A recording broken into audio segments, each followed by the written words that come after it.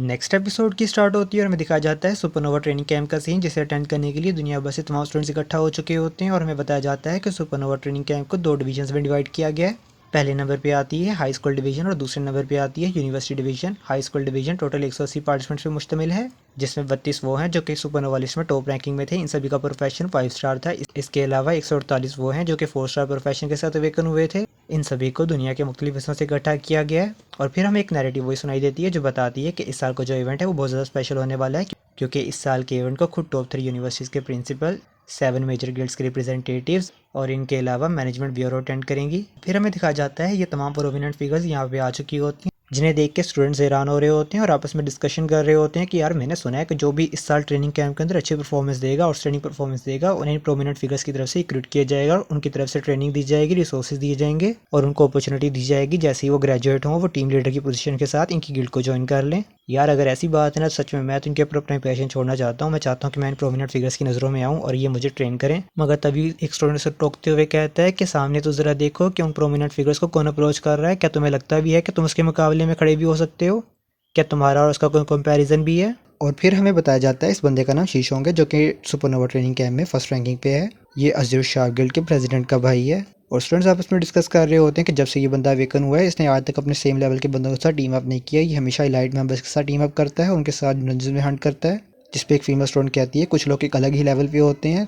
खैर सबको छोड़ो, क्या तुमको पता है जो भी रिसेंटली ट्रायल ऑफ गॉड हुआ था सीक्रेट रियलम में, उसके बारे में तुमको कोई इन्फॉर्मेशन है? जिस पर स्टूडेंट कहते हैं कि हाँ इन्फॉर्मेशन है, लेकिन उसके बारे में क्या?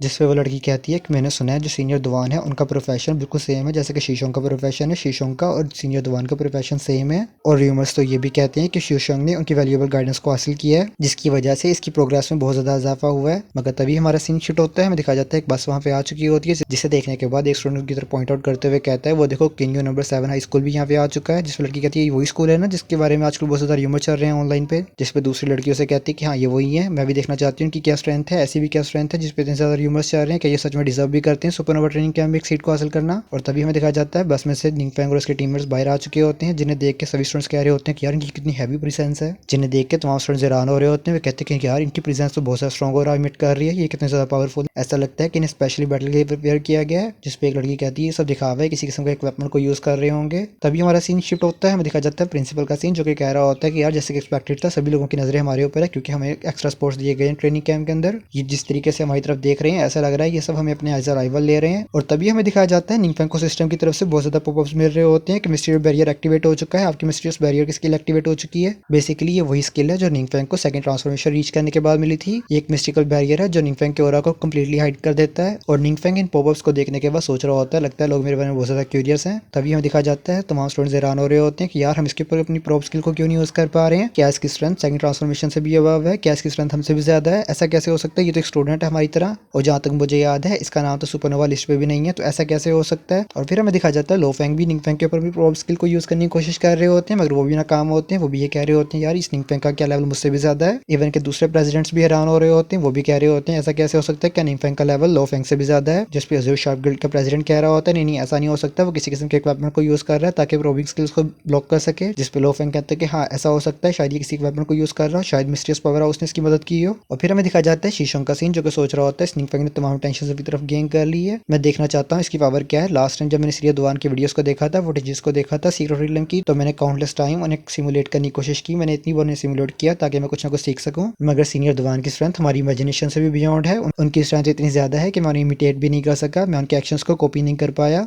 और अगर निंगफैंग भी एक्सेप्शनली स्ट्रॉन्ग है तो इनके पास जरूर कोई यूनिक ट्रेनिंग मेथड होगा जिसकी मुझे और मेरे भाई को बहुत ज्यादा जरूरत है, मुझे इनसे वो हासिल करना होगा। और फिर हमें दिखाया जाता है सीनियर फैंग और गिल्ड मास्टर का सीन, जो कि आपस में बातें कर रहे होते हैं। सीनियर फैंग गिल्ड मास्टर से कह रहे होते हैं क्या तुम अपनी प्रोब स्किल को यूज करना नहीं चाहोगे? जिस पे गिल्ड मास्टर कहते हैं कि नहीं भूल जाओ इसके बारे में, मैं इतना एम्प्लॉयड नहीं हो सकता, ये बहुत ज्यादा एम्प्लॉयड बात होगी कि मैं अपने से जूनियर के ऊपर अपनी प्रोब स्किल को यूज करूं। मगर तभी सीनियर फैंग सब चीजों को इग्नोर करते हुए निंगफैंग की तरफ वेव कर देते हैं, जिसे निंगफैंग भी देख लेते, वो भी वेव बैक कर देता है, जिसे देख के तमाम गिल्ड मास्टर्स और स्टूडेंट्स हैरान हो रहे होते हैं। Oh my god, senior Fang उनकी तरफ ग्रीट कर रहे हैं, ऐसा कैसे हो सकता है। और फिर हमें दोबारा से दिखाया जाता है सीनियर फ्रैंको गिल्ड मास्टर का सीन, जहाँ पे गिल्ड मास्टर कह रहे होते हैं तुम ऐसा कैसे कर सकते हो, तुम इतने कॉन्स्पिशियस कैसे हो सकते हो, तुम्हें खाई ऑफिशियल हो। इस पर सीनियर फ्रैंक हंसते हुए कहते हैं मुझे खतरा था कहीं तुम्हें रिक्रूट करने की कोशिश ना करो। जिस पे गिल्ड मास्टर कहते हैं तुम ऐसा बिल्कुल भी नहीं कर सकते, हम सब लोग ऑफिशियल ऑर्गेनाइजेशन है, हमारी कंडीशन तुमसे बिल्कुल भी वर्स नहीं है, तुम क्या सोचते हो कि तुम्हारी तरफ आएंगे। जिसे सीनियर फ्रैंक कहते हैं क्या पता आ भी सकते हैं, चलो देखो फ्यूचर का इसे क्या पता है। और फिर हमारा सीन शिफ्ट होता है, हमें दिखाया जाता है चेक इन एरिया का सीन, जहाँ पे तमाम टीम्स अपने आप को रजिस्टर करवा रही हो और रिसेप्शनिस्ट बता रहा होता है कि तमाम टीम लीडर्स अपनी टीम्स को ऑर्गेनाइज करें, अपने टीम मेंबर्स को ऑर्गेनाइज करें और प्रोसीड करें चेकिंग के अंदर, उनकी सीक्वेंस के लिहाज से उन्हें रजिस्टर करवाएं। और फिर हमें दिखाया जाता है निंगफेंग भी अपनी टीम्स को वहाँ पर रजिस्टर करवा देता है, जहाँ पे रिसेप्शनिस्ट कह रहा होता है तमाम टीम्स जिन्होंने रजिस्टर करवा दिया है प्लीज हाल में चले जाएं, जहाँ पे आपको मजीद इन्फॉर्मेशन दी जाएगी। और फिर हमें दिखाया जाता है वेन्यू हॉल का सीन, जहाँ पे टॉप 3 यूनिवर्सिटीज की एक प्रिंसिपल सबको गाइडेंस दे रही होती है, वो सबको बताती है कि जैसा कि आप सभी लोगों को पता है कि सीक्रेट रिलम काफी सालों से अनप्रेसिडेंट चेंजेस में जा रहे हैं, जिसकी वजह से इंसानियत उसे अडॉप्ट नहीं कर पा रही है। इन सब चीज़ों को अडॉप्ट करने के लिए हमने सुपरनोवा ट्रेनिंग कैंप का आगाज किया। इसका मकसद सीक्रेट रिलम्स में होने वाली चेंजेस को अडॉप्ट करना है, इसके अलावा इंसानियत की डेवलपमेंट है। और हमारा मेन मकसद दुनिया भर से तमाम लाइट्स को इकट्ठा करना और उनमें से मोस्ट आउटस्टैंडिंग लाइट्स को सिलेक्ट करना और उनको ट्रेन करना है। और फिर हमें दिखाया जाता है चैंग के प्रिंसिपल, जो कि प्रिंसिपल फैंग से पूछ रहे होते हैं, यानी कि हमारे निंगफेंग के प्रिंसिपल से पूछ रहे होते हैं ये निंगफेंग कौन है, ये क्या तुम्हारे स्कूल का कोई हिडन एसेट है, इसकी स्किल्स के बारे में हम क्यों नहीं प्रूव कर पा रहे हैं, हम इसका लेवल क्यों नहीं देख पा रहे हैं। जिस पे निंगफेंग के प्रिंसिपल कहते हैं हम सिर्फ लो प्रोफाइल रखने की कोशिश कर रहे हैं, तुम्हें इससे क्या मकसद है। और वो हमारी ऑडियंस को बताते हैं कि जब से चैंग ने हमारे स्कूल में ट्रांसफर किया है तो ये जो प्रिंसिपल जाएंगे ये हमारे स्कूल के बारे में बहुत ज़्यादा इन्फॉर्मेशन गैदर करने की कोशिश कर रहा है, मगर कभी भी सक्सेसफुल नहीं हो पाया इसके बारे में। मैंने हमेशा इसका बंदोबस्त करके रखा, मगर अभी बात की जाए तो मुझे खुद नहीं पता कि निंगफेंग की क्या सूरत हाल है। और फिर चैंग के प्रिंसिपल कहते हैं कि आज यहाँ पे तमाम स्कूल्स के प्रिंसिपल मौजूद है, हम सभी प्रिंसिपल्स मिलकर ये देखना चाहते हैं कि तुम्हारा स्कूल किस तरीके से टीच करता है अपने स्टूडेंट्स को। आफ्टर ऑल तुम सभी लोगों के पास इतनी ज़्यादा सीट है सुपरनोवा ट्रेनिंग कैंप के अंदर, और तुम्हारे पास ये टैलेंट है कि तुम लोग सुपरनोवा लिस्ट के तमाम चैंपियंस को यहाँ पर अट्रैक्ट कर सकते हो। और फिर हमें दिखाया जाता है तमाम प्रिंसिपल्स निंगफेंग के प्रिंसिपल की तरफ देख रहे होते हैं, ये बताते हुए कि वो भी जानना चाहते हैं कि क्या ऐसी क्या वजह है कि चैंग ने इनके स्कूल को ज्वाइन किया।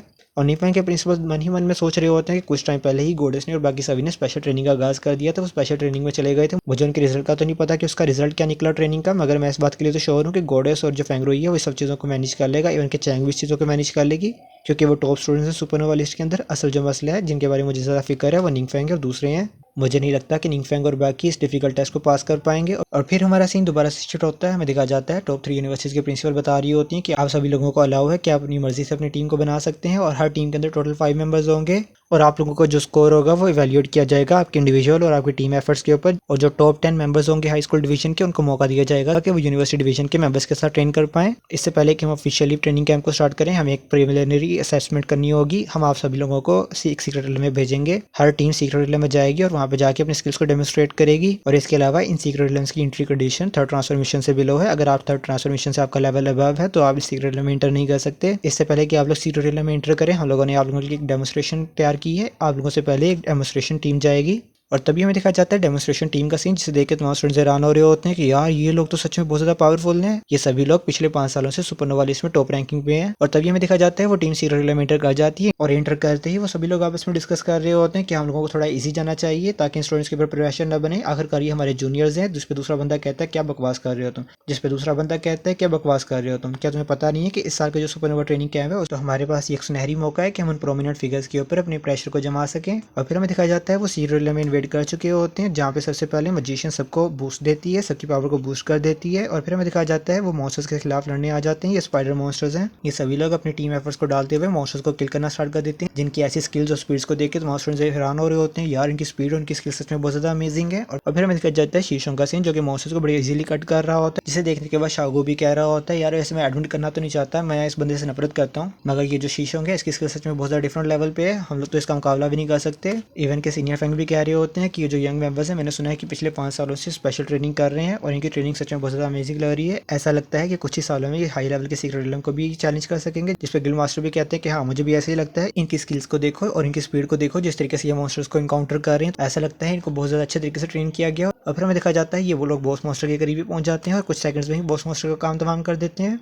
और फिर हमें बताया जाता है इस टीम का नाम पीक टीम था, जिन्होंने 48 मिनट और 18 सेकंड के अंदर सीक्रेट रिलम को क्लियर कर लिया, जिसकी वजह से उन्होंने एक नया वर्ल्ड रिकॉर्ड भी क्रिएट कर दिया। और फिर हमें दिखाया जाता है तमाम स्टूडेंट्स इनके वर्ल्ड रिकॉर्ड को डिस्कस कर रहे होते हैं कि जैसे एक्सपेक्ट किया गया था टॉप 5 से, ये सच में बहुत ज़्यादा अमेजिंग है। काश हम लोग भी सुपरनोवा लिस्ट के टॉप 5 में होते तो हम लोगों की रैंकिंग भी बिल्कुल ऐसी होती। फिर हमें दिखाया जाता है उस टीम के अंदर से एक लड़की निंगफेंग को अप्रोच करती है और फिर वो निंगफेंग को बताती है कि मेरा नाम काई है, मैं मेयर की भतीजी हूँ, मेयर ने मुझे कहा था कि जब भी मैं आपसे मिलूँ तो मैं आपको ग्रीट करूँ। जिसे देखने के बाद गोडेस और हिलर हैरान हो रही होती है, वो कहती है कि ये तो पीक टीम टीम का हिस्सा है, ये निंगफेंग से मिलने के लिए क्यों आई है। इवन के दूसरे स्टूडेंट्स भी देख के हैरान हो रहे होते हैं। वो कहते हैं कि यार ये तो यूनिवर्सिटी डिवीजन की इकाई है, ये निंगफेंग से क्यों बात कर रही है, ऐसा भी क्या है इस लड़के के अंदर, तमाम लड़कियां इसकी तरफ अट्रैक्ट होती हैं। और गोडेस काई से पूछ रही होती है कि तुम यूनचेंग ट्रेनिंग सेंटर के जो फाउंडर है उनकी ग्रैंड डॉटर हो, जिस पर काई कहती है कि हाँ मैं उनकी ग्रैंड डॉटर हूँ। और काई निंगफेंग से बताती है कि मैंने मुझे गाइड किया था कि अगर ट्रेनिंग कैंप के दौरान आपको किसी चीज़ की जरूरत हो तो मैं यूनचेंग ट्रेनिंग सेंटर से वो आपके लिए यहाँ पे मंगवा दूँ। अगर आपको किसी भी चीज़ की जरूरत हो तो आप प्लीज़ मुझे कॉन्टैक्ट कीजिएगा। जिस पर निंगफेंग कहता है कि आप सच में बहुत ज़्यादा पोलाइट हैं, अगर मुझे किसी चीज़ की जरूरत है तो मैं जरूर आपको याद रखूंगा। और हीलर गोडे से कह रही होती है कि तुम्हें निंगफेंग में नजर रखने की जरूरत है, क्योंकि मैं देख रही हूँ आजकल उसके इर्द गिर्द बहुत ज़्यादा लड़कियां और वो तमाम लड़कियां बहुत ज़्यादा खूबसूरत और हाई बैकग्राउंड से आती हैं। और काई मन ही मन में सोच रही होती है कि मेरे अंकल ने निंगफेंग के बारे में बहुत ज़्यादा बातें की है, मैं नहीं जानती कि निंगफेंग की क्या स्ट्रेंथ है, मगर जिस तरीके से अंकल इसके बारे में बात करते हैं इसकी स्ट्रेंथ बहुत ज़्यादा आउटस्टैंडिंग होगी। मैं बहुत ज़्यादा अरसे से इसके बारे में जानना चाहती थी, तो ये मेरे पास बहुत ज़्यादा परफेक्ट अपॉर्चुनिटी है कि मैं इसके आज के टेस्ट में देख सकूँ कि इसकी क्या स्ट्रेंथ है। और फिर हमें दिखाया जाता है काई के टीममेट्स आ जाते हैं, वो कहते हैं कि चलो काई हम लोग रेस्ट करने के लिए जाते हैं। इस पर काई कहती है कि नहीं मैं यहाँ पे रुकूंगी, मैं इनका मैच देखना चाहती हूँ। जिस पर वो लोग कहते हैं ऐसा भी क्या इनके मैच में है, ये सिर्फ एक प्रिलिमिनरी टेस्ट है, ये सभी लोग नॉर्मल से इंडिविजुअल्स हैं, ये क्या ही कर लेंगे, ये सच में हमारे टाइम की वेस्टेज होगी अगर हम इनका मैच देखेंगे। मगर तभी शीशोंग कहता है कि नहीं मैं भी यहाँ पे रुकना चाहता हूँ, मैं भी मैच देखना चाहता हूँ। जिससे वो बंदा कहता है अच्छा अगर तुम सब लोग उनका मैच देखना चाहते हो तो फिर मैं क्या ही कर सकता हूँ, चलो मिलकर देखते हैं। और फिर मैं दिखा जाता है काफी ज्यादा टीम्स ने सीक्रेट में एंटर किया, उन सभी लोगों ने असेसमेंट को दिया, मगर उन सबके रिजल्ट कुछ खास न थे। तमाम स्टूडेंट्स मॉन्स्टर्स को देख के डर रहे थे, उनके खिलाफ लड़ भी नहीं पा रहे थे, जिसे देखने के बाद प्रिंसिपल्स भी कह रहे होते हैं इस सीक्रेट की डिफिकल्टी बहुत ज्यादा है, अगर ये सब कुछ ऐसा ही चलता रहा तो हाई स्कूल डिवीजन से एक भी ऐसी टीम नहीं होगी जो कि इस टेस्ट को क्लियर कर पाएगी। और फिर हमें बताया जाता है शीशों की टीम के बाद कोई भी ऐसी टीम नहीं है जो कि टॉप रैंकिंग में अपना नाम बना सकी, जिसे देखने के बाद तमाम स्टूडेंट्स होप खो चुके होते हैं। इवन के प्रिंसिपल भी होप खो चुके होते हैं क्योंकि स्टूडेंट्स का मोरल बहुत ज्यादा डाउन हो चुका है, सभी का मोरल डाउन हो चुका होता है। फिर हमें दिखाया जाता है पीक टीम का सीन, जहाँ पे वही बंदा कह रहा होता है कि मैं तो पहले ही कहा था इनका मैच देखना बिल्कुल भी बहुत नहीं है, हम लोगों ने अपना टाइम ही वेस्ट किया, ये तो सच में वीकलिंग्स हैं, इनका मैच देख के तुमने क्या ही कर लिया, चलो चलते हैं यहाँ से, सोते हैं जाके। मगर तभी हमें दिखाया जाता है निंगफेंग की टीम अप्रोच करती है रिसेप्शनिस्ट को, उसे कहती है कि हम लोग यहाँ पे अपना टास्क लेने आए हैं, असेसमेंट मिशन लेने आए हैं, ताकि हम लोग भी सीक्रेट में इन्वेट कर सकें। और फिर हमें दिखाया जाता है निंगफेंग और उसकी टीम सीक्रेट में इन्वेट कर चुकी होती हैं, जिनके इन्वेट करते ही उन्हें बताया जाता है कि आपको अपनी यहाँ पे कैटेगरी सेलेक्ट करनी होगी। और फिर हमें बताया जाता है कि यहाँ पे प्रोफेशनल्स को 4 कैटेगरीज में डिवाइड किया गया, नंबर 1 पे असॉल्ट, नंबर 2 पे रिसर्च, नंबर 3 पे गार्ड और नंबर 4 पे स्पोर्ट। बात की जाए असॉल्ट टीम की तो ये मेन कॉम्बैट फोर्स होती है जो कि रिस्पॉन्सिबल होती है न्यू सीक्रेट रूम्स को कंकर करने के लिए। और दूसरे नंबर पे आती है रिसर्च टीम जो कि फोकस करती है सीक्रेट रूम्स को स्टडी करने में। इनकी जिम्मेदारी ये होती है कि ऐसी इन्फॉर्मेशन को गैदर करें जो इंसानियत के काम आए। और नंबर 3 पे आती है गार्ड टीम जिनकी रिस्पॉन्सिबिलिटी ये होती है कि वो ऑलरेडी कंट्रोल्ड सीक्रेट रूम्स को डिफेंड करें। और नंबर 4 पे आती है स्पोर्ट टीम जो कि इन केस ऑफ इमरजेंसी या फिर अगर कोई भी टीम इंजर्ड हो जाती है तो उन्हें बैकअप सपोर्ट देने के लिए होती है, ये उन्हें हील करती हैं। और फिर हमें मज़ीद बताया जाता है कि हर टाइप के अंदर 10 मिशन अलग से हैं।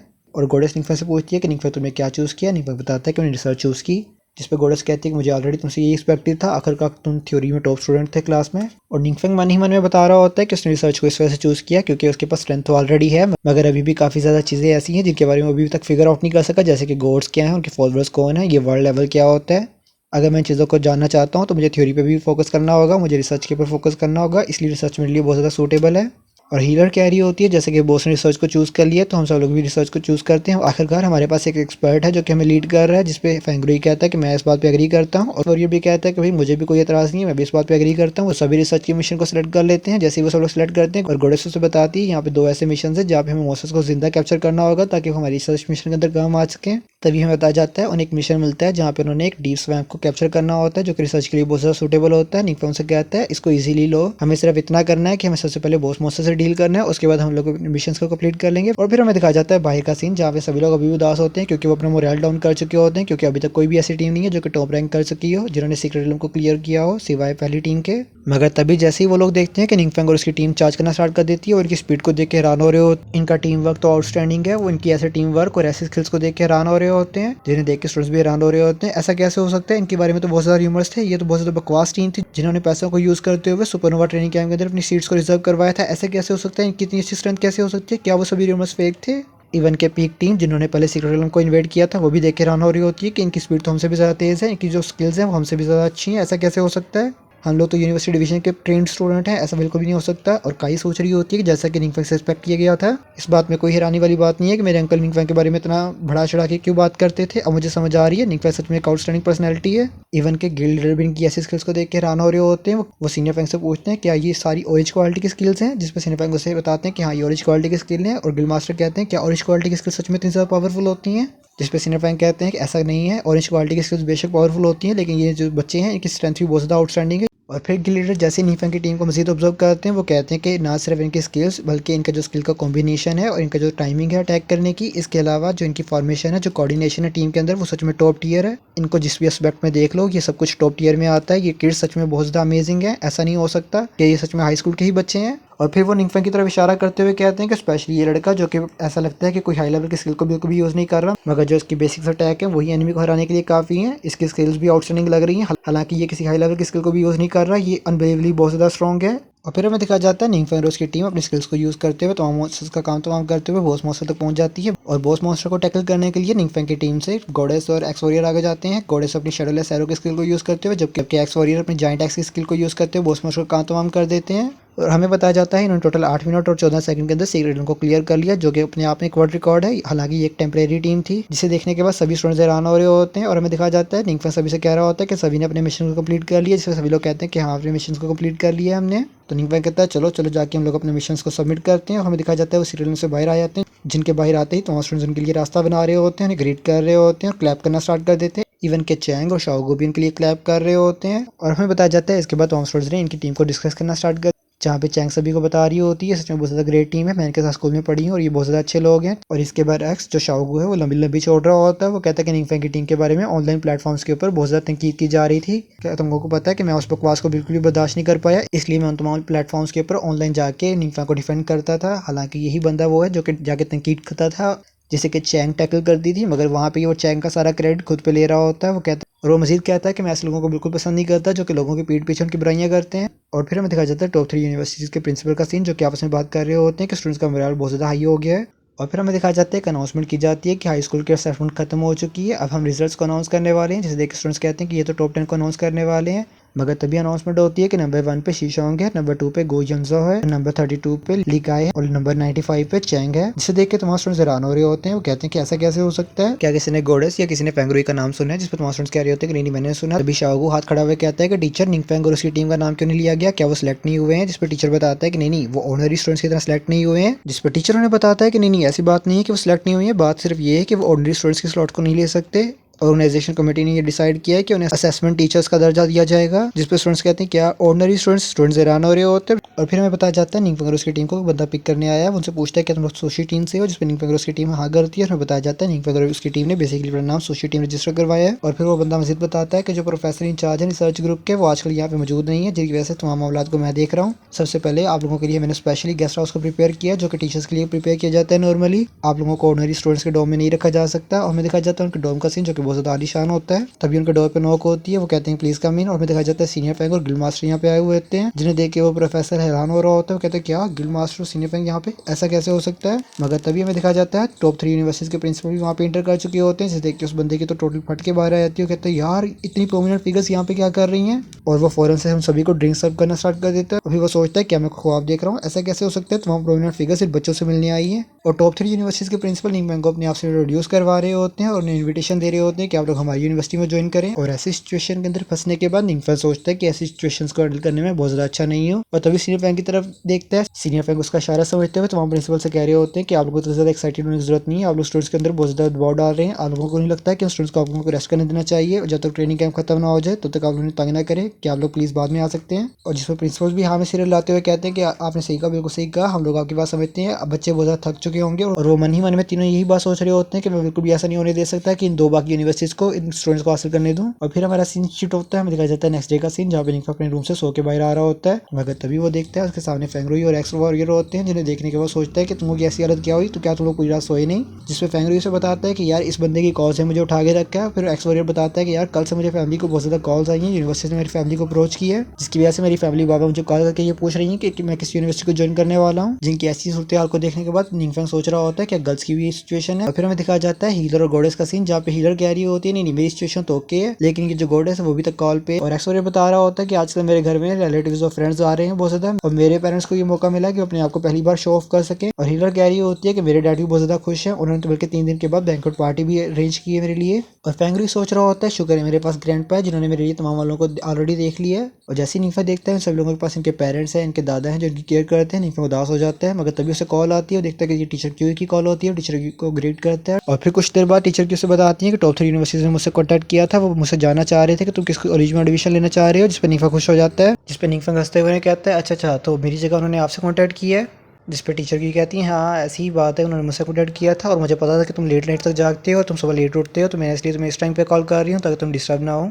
जिस पे निंगफेंग उसे कहता है कि टीचर आप मुझे सबसे ज़्यादा अच्छे तरीके से जानती हैं, आपके अलावा मुझे कोई इतने अच्छे तरीके से नहीं जानता। वैसे मैं बहुत ज़्यादा शुक्रगुजार हूँ कि मेरे पास आप जैसे टीचर हैं। और वैसे भी आपको कॉल करने ही वाला था क्योंकि मैं जानना चाहता था कि आपका क्या ओपिनियन है, मुझे किस यूनिवर्सिटी में जाना चाहिए, क्योंकि आप मुझे अच्छे तरीके से समझती हैं और आप मुझे अच्छे तरीके से सजेस्ट कर सकती हैं कि मैं किस यूनिवर्सिटी में जाऊँ। और फिर मैं दिखाया जाता है टीचर की उससे सजेस्ट कर देती है, लेकिन हमें बताया जाता है क्या सजेस्ट किया है, जिसके बारे में हमें बाद में बताया जाएगा। और फिर हमारा सीन शिफ्ट होता है, हमें दिखाया जाता है सुबह टाइम असेंबली हॉल का सीन, जहाँ पे 10 हाई स्कूल डिवीजन के स्टूडेंट्स भी आ चुके होते हैं, जिन्हें देख के स्टूडेंट्स आपस में डिस्कस कर रहे होते हैं कि यार मैंने सुना है जो इस साल के हाई स्कूल डिवीजन के स्टूडेंट्स हैं बहुत ज़्यादा स्ट्रॉन्ग है, एक्सेप्शनली स्ट्रॉन्ग है। इवन के उनमें से 5 टीचर लेवल के एक्सपर्ट्स भी हैं। जिस पर दूसरा बंदा उसे कहता है क्या तुम्हें पता है इसमें इंटरेस्टिंग बात क्या है, इवन के जो 5 बंदे हैं उनमें से कुछ लोग तो ऐसे हैं जो कि सुपरनोवा लिस्ट में भी नहीं है। और वहाँ पे मौजूद इंस्ट्रक्टर सबको बताता है कि आज से आपका ट्रेनिंग कैंप स्टार्ट होता है। आपके पहले फेज में आपको स्पेशल ट्रेनिंग दी जाएगी जहाँ पे आपको सीक्रेट एलिमेंट्स को कंकर करना सिखाया जाएगा। और फिर वो मजीद बताता है कि आप लोगों को रिमाइंडर देना चाहता हूँ कि आप जितने भी सीक्रेट एलिमेंट्स हैं उन्हें पहले से एक्सप्लोर नहीं किया गया, वो फुल एक्सप्लोर नहीं है, तो ये बहुत ज़्यादा डेंजरस सिचुएशन है। मैं उम्मीद करता हूँ कि आप सभी लोग मेरी इंस्ट्रक्शंस को फॉलो करोगे और अपनी कैपेबिलिटीज़ के लिहाज से ही काम करोगे,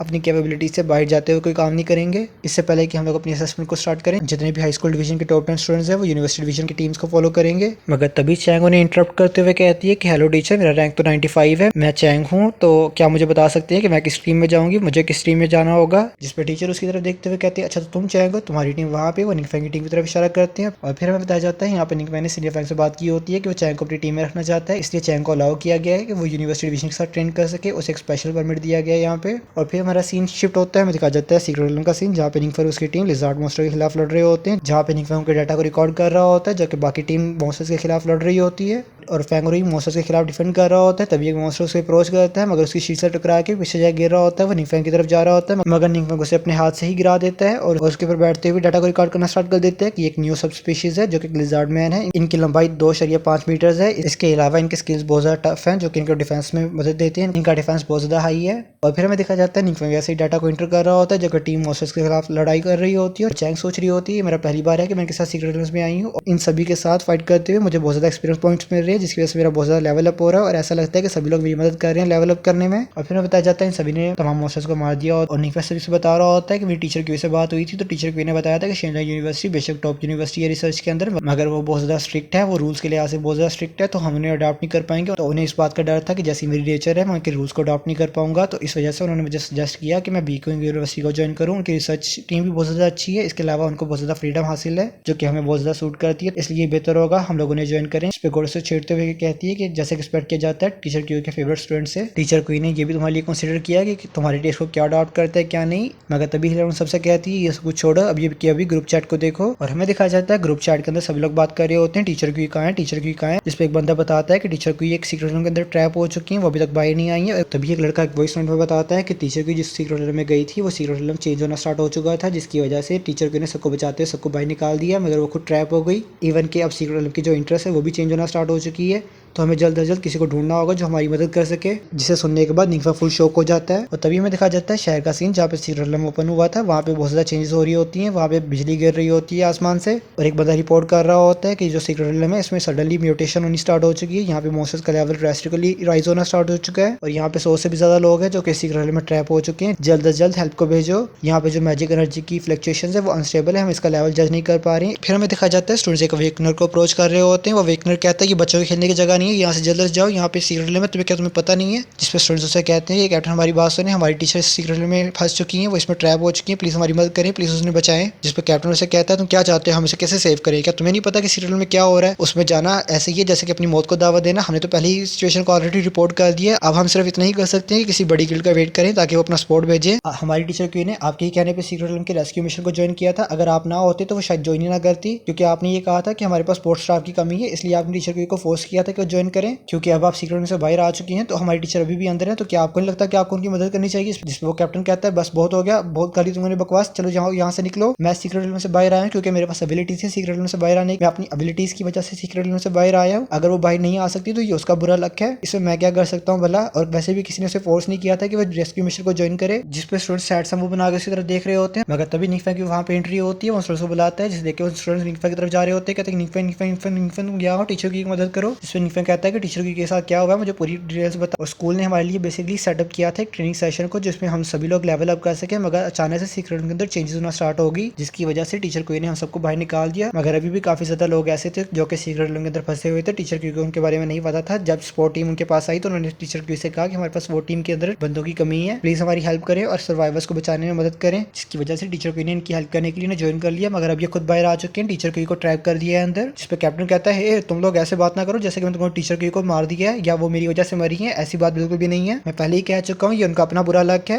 वो भी अपनी बात को मुकम्मल करने वाला ही होता है। मगर तभी निंफा अपना हाथ लाता है, उसे सिर से पकड़ के जमीन पर लगा देता है, जिसपे बाकी स्पोर्ट के बंदे उसे कह रहे होते हैं कि कौन हो तुम, कौन हो, तुम्हारी हिम्मत भी कैसे हुई। मगर तभी उसके पीछे से कोई हाथ रखता है, उसे कहते हैं कि बस हिलना मत। और हमें पता लगता है ये एक्स वॉरियर है, जिसे देख के वो हैरान हो रहा होता है। और निंफा उस बंदे को सीटते हुए सीरियल की इंटरेस्ट की तरफ जा रहा होता है। और बाकी स्पोर्ट टीम के बंदे बने हुए सोच रहे होते हैं अब कौन है, कौन इन्हें रोक सकता है, कोई हमारी मदद करो। और तभी निंफा को एक बंदा अप्रोच करता है, जिसे देखने के बाद स्पोर्ट टीम के मेंबर सोच रहे होते हैं कि तो लियो पिंग है जो कि वाइस प्रेसिडेंट है इपोच गिल्ड का, ये हमारी मदद करने के लिए आया होगा, ये हमें जरूर सपोर्ट करेगा। मगर आउट ऑफ देयर एक्सपेक्टेशंस वो बंदा आता है, निंफा से बताता है कि हमने तुम्हारी सिचुएशन को हैंडल कर लिया है, हमने यहाँ पे जितने भी स्टूडेंट्स हैं उन्हें साइड पे कर दिया, उन्हें समझा दिया है, तो हम इस सिचुएशन को जल्द से जल्द सोल्व करने की कोशिश कर सकते हैं। जैसे ही हमें आपकी रिक्वेस्ट मिली हम जल्द से जल्द यहाँ पे आ चुके ताकि हम सिचुएशन को सोल्व करें। और फिर वो निंफा से पूछता है कि आपको पता है कि अभी यहाँ पे क्या सूरत हाल है। इस पर निंफा बताता है कि मुझे खुद नहीं पता, ये स्टिल अनक्लियर है कि क्या सिचुएशन चल रही है यहाँ पे। फिर वो बंदा निंफा से पूछता है कि आपको मजीद लोगों की जरूरत है। इस पर निंफा कहता है कि हाँ हमें मजीद लोगों की जरूरत है। फिर वो कहता है कि चलो ठीक है मैं आप लोगों के साथ चलूंगा। और जिसे देखने के बाद स्पोर्ट टीम के तमाम मेंबर्स सोच रहे होते हैं क्या ऐसा कैसे हो सकता है। तभी वो बंदा भी उस बंदे को पकड़ के सीक्रेट रूम की तरफ जाना स्टार्ट कर देता है और पूछता है इस बंदे का क्या काम है, आप इसे क्यों घसीट रहे हैं। जिस पर निंफा बताता है कि ये बंदा सीक्रेट रूम से पहले होके आया है तो ये हमें रास्ता दिखा सकता है। जैसे ही गार्ड्स उन्हें सीक्रेट रूम की तरफ अप्रोच करते हुए देखते हैं, उन्हें बताते हैं क्या तुमको नहीं पता कि सीक्रेट रूम क्लोज हो चुका है, कोई भी अलाउ नहीं है कि सीक्रेट रूम के अंदर जा सके मजीद, प्लीज आप लोग यहाँ से वापस चले जाए। तभी लियो पिंग उसे अपना कार्ड दिखाता है कि मैं वाइस प्रेसिडेंट हूँ इपोच गिल्ड का, मैं फुली ऑथराइज्ड हूँ कि मैं किसी भी इमरजेंसी सिचुएशन को हैंडल कर सकूँ, तो तुम लोगों को मेरे साथ कोऑपरेट करना होगा। जैसे ही गार्ड्स को उसकी आइडेंटिटी का पता लगता है, उसे ग्रीट करते हुए कहते प्लीज आप लोग अंदर जाएं। और मनी मनी में सोच रहे होते हैं कि यंग लड़का कौन है जो कि वाइस प्रेसिडेंट के साथ है। ऐसा लगता है कि वाइस प्रेसिडेंट से बहुत सारा रिस्पेक्ट दे रहे हैं। फिर हमें दिखा जाता है वो सब लोग सीक्रेट रूम में एंटर कर चुके होते हैं। जैसे ही वो सभी लोग सीक्रेट रूम में एंटर करते हैं, उन्हें बताया जाता है कि आपके अटैक पावर, आपकी डिफेंस, आपकी फिजिकल एनहांसमेंट, आपकी फिजिकल स्ट्रेंथ सभी को 15% डिक्रीज कर दिया गया है और आपकी फिजिकल स्ट्रेंथ को -2 कर दिया गया है। जैसे सभी लोगों के ऊपर ये इफेक्ट पड़ता है, जिसे देखने के बाद एक मेज बताती है कि एक डोमेन इफेक्ट है और वो बताती है कि डोमेन इफेक्ट के दो इफेक्ट हो सकते हैं, या तो पॉजिटिव हो सकते हैं या नेगेटिव हो सकता है। ये कंटिन्यूअसली ऑपरेट करता है।